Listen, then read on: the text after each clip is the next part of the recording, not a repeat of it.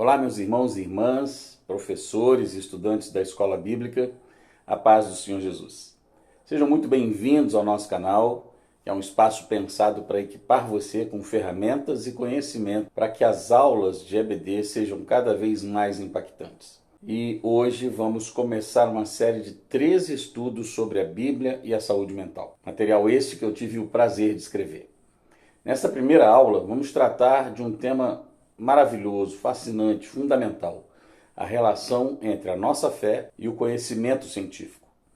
O objetivo aqui é transformar o tema da Bíblia e a origem divina do conhecimento científico em uma conversa fluida, com exemplos práticos e que fale diretamente ao coração dos irmãos. Bom, vamos começar?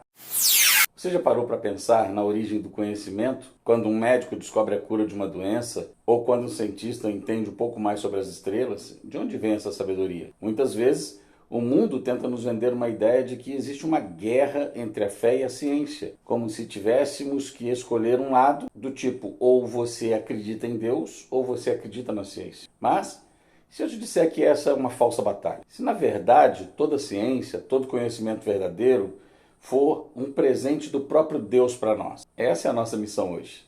Explorar juntos como a Bíblia, a teologia e a lógica filosófica nos mostram que Deus é a fonte de todo o saber. Ele é o grande Criador e a ciência nada mais é do que a gente tentando, com a nossa mente limitada, entender um pouquinho da sua criação extraordinária. Nossa conversa aqui será dividida em 3 partes. Primeiro, vamos ver o que a própria Bíblia diz sobre isso. Depois, vamos entender um conceito teológico maravilhoso chamado graça comum. E, por fim, vamos usar a lógica filosófica para ver como a ciência só faz sentido porque existe um Deus inteligente por trás de tudo. O objetivo é claro. O objetivo é que você saia daqui com a certeza de que não precisa ter medo da ciência. Pelo contrário, podemos usá-la para glorificar a Deus e para entender melhor a nós mesmos, inclusive nossa saúde mental, que será o tema dos nossos próximos vídeos aí por 3 meses. Então, prepare seu coração e sua mente, pegue seu caderno e vamos juntos explorar os tesouros da sabedoria que Deus reservou para nós. Vamos lá. Tópico 1. O fundamento bíblico. Vamos começar pela nossa base, a nossa regra de fé e prática, a palavra de Deus. O que ela nos diz sobre a origem do conhecimento?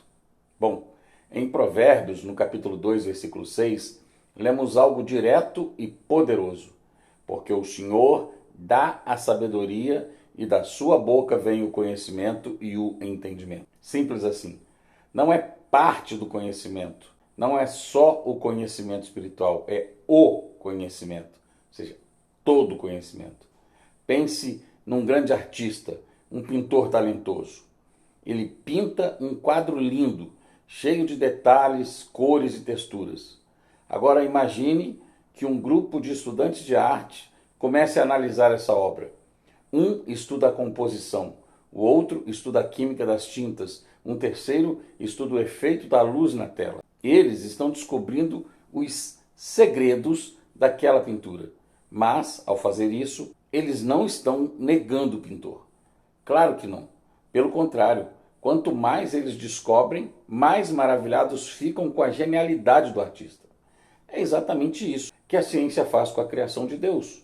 O apóstolo Paulo, em Colossenses, no capítulo 2, versículo 3, nos diz que em Cristo estão escondidos todos os tesouros da sabedoria e do conhecimento. A física, a biologia, a psicanálise, a medicina, a psicologia e qualquer outra que você possa imaginar são apenas ferramentas que nos ajudam a encontrar esses tesouros que o nosso Deus, o grande artista, escondeu na sua magnífica obra para que nós o buscássemos. O Salmo 19 diz que os céus declaram a glória de Deus e a ciência é o nosso telescópio para ver essa glória em detalhes. Então, aqui vai um desafio para a sua semana. Quando você vir algo na natureza, o pôr do sol, uma chuva, uma planta crescendo, não veja apenas um fenômeno natural. Pare por um instante e diga: Deus, que linda a sua obra de arte. Obrigado por me deixar ver um pouco da sua sabedoria aqui. Vamos treinar nossos olhos a ver a assinatura do Criador em tudo. Agora, uma sugestão de atividade para a aula. Divida os estudantes em pequenos grupos. Cada grupo vai escolher uma área da ciência que admira. Pode ser astronomia, medicina, física ou qualquer uma outra. E vocês vão responder a 2 perguntas apenas. Que aspecto dessa área mais te maravilha? E o segundo, como essa maravilha aponta para a glória e a inteligência do Deus Todo-Poderoso? Conversem ali por alguns minutos e depois compartilhem com a turma. Vamos ver juntos, a mão de Deus em toda a parte da criação. No tópico 2, nós vamos falar do argumento teológico. Bom, como já vimos na Bíblia, agora vamos para a teologia. Existe um conceito que muda o jogo, chamado graça comum. O que é isso? É o conceito de que Deus derrama a sua bondade, seus dons e suas habilidades sobre todas as pessoas, sejam elas crentes ou não. Jesus disse em Mateus 5 que Deus faz que o seu sol se levante sobre maus e bons e a chuva desça sobre justos e injustos. O sol e a chuva são bênçãos para todos. Da mesma forma, os talentos também são. Pense naquele seu vizinho que não vai à igreja, mas que tem um talento incrível para a carpintaria ou para a construção civil. Ou talvez alguém até da sua família. Ele nunca estudou engenharia, mas constrói móveis ou casas com uma precisão matemática impressionante. Ou pense em um médico ateu, que com uma habilidade cirúrgica fantástica salva vidas. De onde vem essa habilidade? Vem da graça comum que Deus dá. Deus distribui esses dons porque cada ser humano, mesmo após a queda, ainda carrega em si a imagem e semelhança do Criador, mesmo que essa imagem e semelhança esteja danificada pelo pecado. É por isso que pessoas apaixonadas pelo conhecimento, mesmo que ainda não reconheçam a Deus, conseguem fazer descobertas científicas extraordinárias.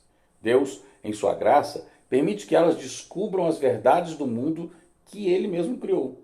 Provérbios 25, versículo 2, numa tradução mais moderna, diz algo fascinante. Respeitamos a Deus por causa daquilo que Ele esconde de nós. E respeitamos as autoridades por causa daquilo que elas nos explicam. Deus esconde os tesouros e capacita pessoas, cientistas, pesquisadores, etc., para encontrá-los e nos explicar. O desafio prático aqui é reconheça e agradeça a Deus pela habilidade de pessoas que te abençoam no dia a dia, independentemente da fé delas. Agradeça pelo médico que te atendeu bem, pelo engenheiro que projetou sua casa com segurança, pelo cientista que desenvolveu a tecnologia do seu celular.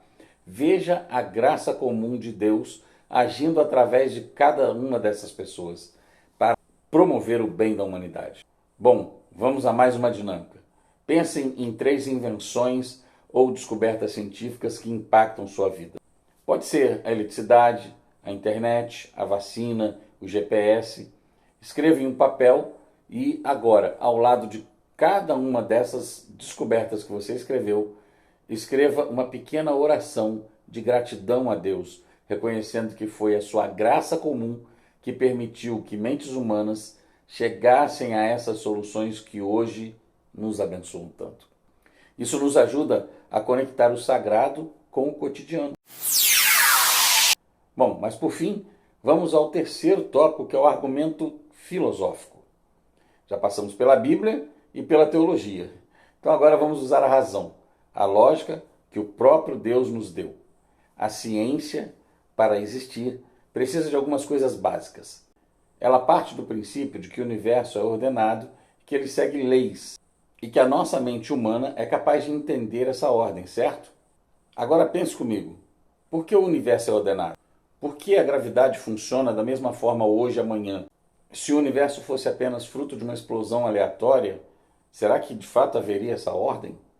Seria como esperar que uma explosão numa gráfica produzisse um dicionário completo. Não sou absurdo? O grande Isaac Newton, pai de boa parte da física que conhecemos, era um homem de fé profunda e disse algo assim: este belíssimo sistema do Sol, planetas e cometas só poderia proceder do conselho e domínio de um ser inteligente e poderoso. Ele olhou para a ordem do universo e não viu o acaso. Ele viu um designer, um projetista. Ele viu Deus. A ordem, a racionalidade e as leis que a ciência estuda são, na verdade, a caligrafia de um legislador inteligente.